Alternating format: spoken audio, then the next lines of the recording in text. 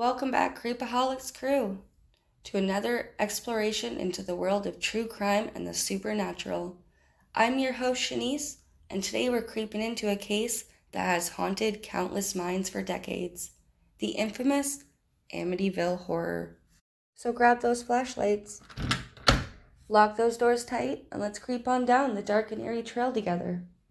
On November 13th, 1974, the peaceful community of Amityville was shattered by a gruesome act of violence.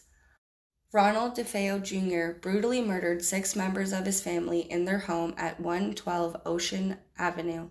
The victims included his parents, siblings, and their dog, all found in their beds with gunshot wounds. The scene was horrific, with no sign of struggle. Ronald claimed he was driven to madness by the voices that commanded him to kill.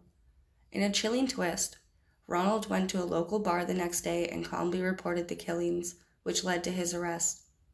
His defense was a controversial plea of insanity, but the jury ultimately found him guilty of second-degree murder. He was sentenced to 6 congruent sentences of 25 years to life. Just a year later, in December 1975, George and Kathy Lutz, along with their 3 children, moved into the DeFeo house, unaware of its dark history. Almost immediately, they reported strange occurrences: doors slamming shut, cold spots, and unexplained noises. Their experiences escalated, culminating in terrifying visions and physical manifestations that included a green goo oozing from the walls and an oppressive feeling in the house. The Lutz family lasted only 28 days before fleeing the home, claiming they were subjected to paranormal activity that defied explanation.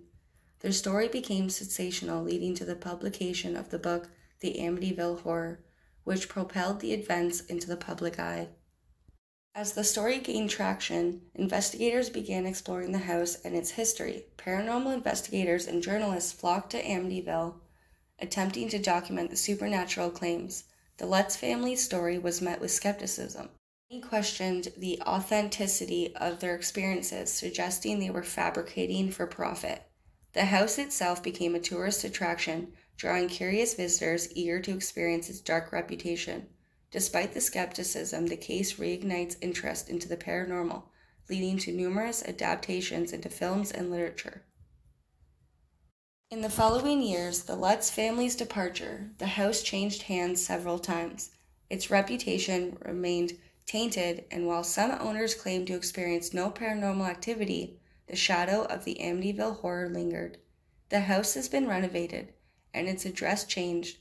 Soon, it would be burned down. Yet the stories continue to fascinate and horrify.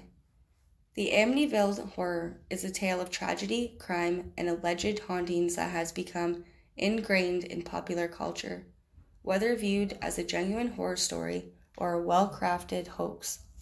Its impact on the genre of horror and true crime cannot be denied. Before we wrap up, I'd like to remind you that listener support helps us, Creepaholics going strong. You can support the show with a monthly donation of just 99 cents or $4.99 a month.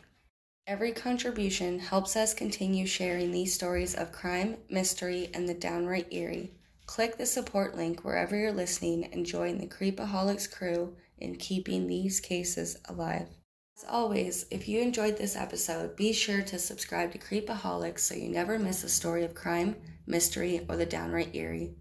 Until next time, stay curious, stay safe, and remember, keep your hearts open, your minds alert, and don't stop shining the light in the shadows.